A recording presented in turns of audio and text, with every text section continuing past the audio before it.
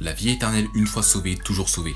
Il est écrit dans Jean 10 du verset 27 à 29 qui dit « Mes moutons, donc mes brebis, entendent ma voix et je les connais et ils me suivent.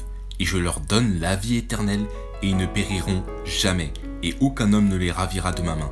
Mon Père qui me les a donnés est plus grand que tous et aucun homme n'est capable de les ravir de la main de mon Père. » Donc premièrement, il est dit « Mes brebis entendent ma voix, je les connais et elles me suivent. » Donc tout simplement, il est dit « Je les connais ». Donc une fois que vous êtes sauvé, donc en ayant confiance seulement en le Sauveur Jésus-Christ du fait qu'il a été mort à la croix pour tous nos péchés, qu'il a été enseveli et ressuscité, et bien maintenant vous avez la vie éternelle. Mais aussi que Dieu vous connaît pour l'éternité.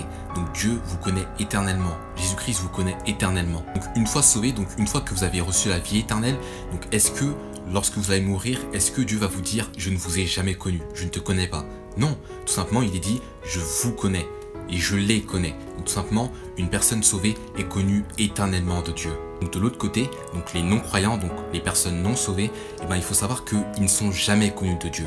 Parce qu'il est dit dans Matthieu 7, du verset 22 à 23, qui dit « Beaucoup me diront en ce jour-là, Seigneur, Seigneur, n'avons-nous pas prophétisé en ton nom, et chassé les diables en ton nom, et fait beaucoup d'œuvres merveilleuses en ton nom?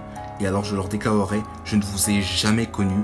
Retirez-vous de moi, vous qui pratiquez l'iniquité. » On peut voir que ces personnes-là ont fait beaucoup d'œuvres merveilleuses. Mais Jésus dit, je leur déclarerai, je ne vous ai jamais connu.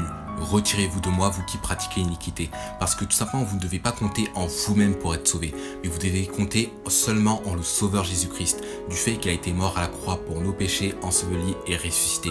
Donc c'est comme ça que vous êtes sauvés de l'enfer. Donc en revenant de Jean chapitre 10, ben, il est dit, et je leur donne la vie éternelle et elles ne périront jamais. Et aucun homme ne les ravira de ma main. Il est dit, et je leur donne la vie éternelle. Donc une vie éternelle est une vie qui est sans fin, qui ne s'arrête jamais, d'accord? C'est pour l'éternité. Donc une fois sauvé, eh ben, vous êtes toujours sauvé parce que ben, vous avez la vie éternelle. Et donc Dieu ne donne pas qu'une vie qui est temporaire, d'accord? Ce n'est pas une vie qui est temporaire. Sinon, il l'aurait déjà dit, d'accord? Ce n'est pas une vie qui est temporaire, mais éternelle. Donc, une fois sauvé, vous êtes sauvé pour l'éternité. Donc, il est dit, et je leur donne la vie éternelle, et elles ne périront jamais. Donc, vous ne périrez plus jamais en enfer pour l'éternité, parce que le fait de périr est donc le fait de périr en enfer pour l'éternité, d'accord? Donc, vous n'aurez plus jamais la mort, d'accord? Vous avez la vie éternelle. Donc, il est dit, et aucun homme ne les ravira de ma main. Donc, tout simplement, vous êtes dans la main du Père et du Fils, parce qu'il est dit, et donc, mon Père est plus grand que tous et personne ne peut les ravir de la main de mon Père. Et donc, tout simplement, Jésus et le Père vous tient comme ça et aucun homme ne les ravira de ma main. Si vous voulez savoir comment être sûr à 100% d'aller au paradis, ben je vous conseille de voir la vidéo en lien YouTube. Que Dieu vous bénisse. Bonne journée. Amen.